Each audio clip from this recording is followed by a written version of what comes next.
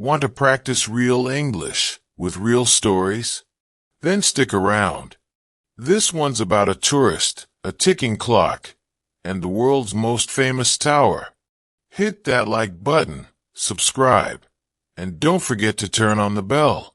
We've got new English stories every single day. It was her first full day in Paris, and everything felt like a movie. The kind of movie where the sun is always soft, the pigeons don't bother anyone, and even the traffic sounds romantic. She had dreamed of Paris since she was 15, watched every video, read every blog, and planned every hour of her short visit.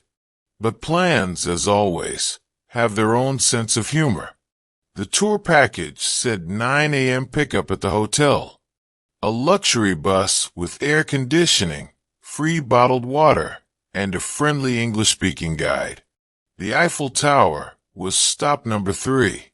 Just enough time for pictures, snacks, and a bathroom break. Then the bus would move on, no exceptions.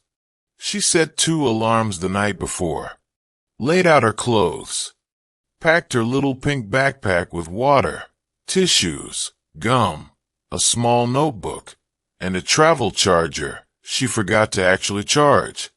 The morning went smooth.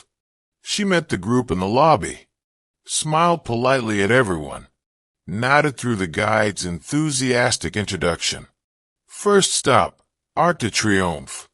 She took a few photos, but didn't feel connected to it. It looked exactly like the pictures online. Second stop, Seine River Cruise. Now that was beautiful. She stood at the boat's edge, watching the buildings drift past, wind in her hair, smiling so much her cheeks hurt. The group seemed relaxed. Everyone was happy. It felt easy. Then came the Eiffel Tower.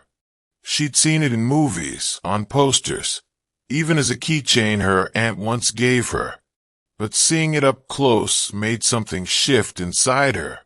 It was big, so much taller than she'd imagined, and detailed, too, metal lace against the sky. The bus parked nearby. The guide clapped her hands and said, 40 minutes. Meet back here. If you're not here, we can't wait. Everyone laughed like it was a joke, but it wasn't. She wandered off with her phone in hand, snapping photos, switching between portrait and wide angle, trying to catch the whole tower in the frame. She walked slowly, enjoying the moment. She didn't realize how far she had wandered until she found herself on the other side of the gardens. Then she saw the line. Not to go up the tower. She didn't have time for that, but to get into the gift shop. She thought, just 5 minutes. I'll grab a magnet and head back. The line took 8. Inside the shop, everything was tiny, shiny, and overpriced. She picked out a small golden Eiffel Tower keychain and a postcard that said, Paris is always a good idea. She paid with coins, since she didn't trust the card machine. Then she stepped outside and glanced at her phone. The screen was black. She pressed the button. Nothing. Pressed again. Still nothing. She stared at the phone like it had betrayed her. It had been at 14% before the gift shop. But that cruise video she'd uploaded to her story probably ate up the last bit. She looked up, heart starting to race. Which direction was the bus? Was it behind the gardens? To the left? Near the trees? Her mind blanked. She started walking, fast, then faster. Every corner looked the same. Families taking pictures, couples holding hands, street vendors selling mini towers from a blanket. She passed one man shouting €1. €1, as he waved plastic towers at her face. She mumbled non merci and kept moving. No bus.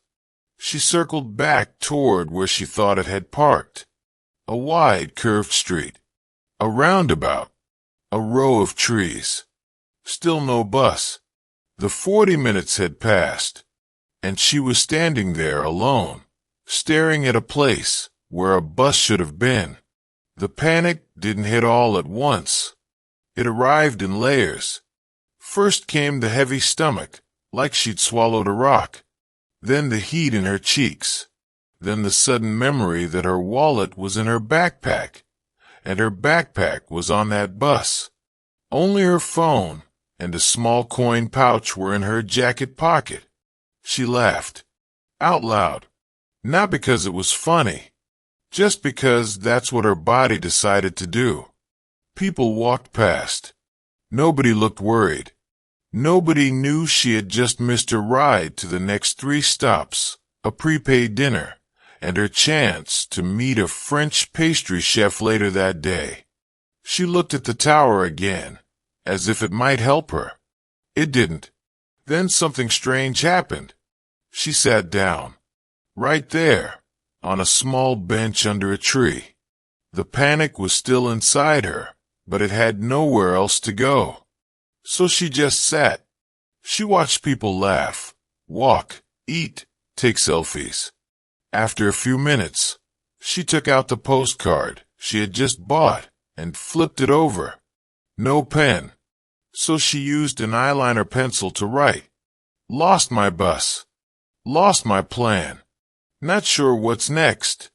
But Paris doesn't care. The wind picked up. The tower stood tall, unaware. Then she remembered a small detail. Before the trip, the tour guide had said, "If you get lost, just meet us at the final stop. Café Bleu, near Notre Dame. Ask someone to help you get there." That was her way out. She stood, brushed the crumbs of a snack she didn't remember eating off her coat, and started walking toward the nearest metro station. She didn't know exactly where Café Bleu was, but she could ask. She approached a woman standing by a bakery. Said, "Excuse me, do you speak English?" The woman nodded. 20 minutes later, with a paper map, a kind smile, and some broken French-English conversation, she found her way to the metro platform. Riding underground between strangers, with no internet and no way to check directions, she felt something new, capable. When she reached the final stop, she climbed the stairs into the sunlight. The bells of Notre Dame rang in the distance. She spotted a blue awning. Café Bleu. And there it was, the bus. Her group hadn't arrived yet. They were running late. Turns out, traffic had delayed them after leaving the tower. She wasn't late. She wasn't early. She was just right. When the others showed up, out of breath from walking, the guide blinked in surprise. "Oh, you made it." She smiled. Of course. Paris didn't want to lose me. That night, in bed, phone finally charged, she wrote in her journal. Missed the bus. Found a better story. Ever missed something important while traveling? How did you handle it? Share your story in the comments. We'd love to hear it. And don't forget to like, subscribe, and stick around for more true style English learning stories every single day.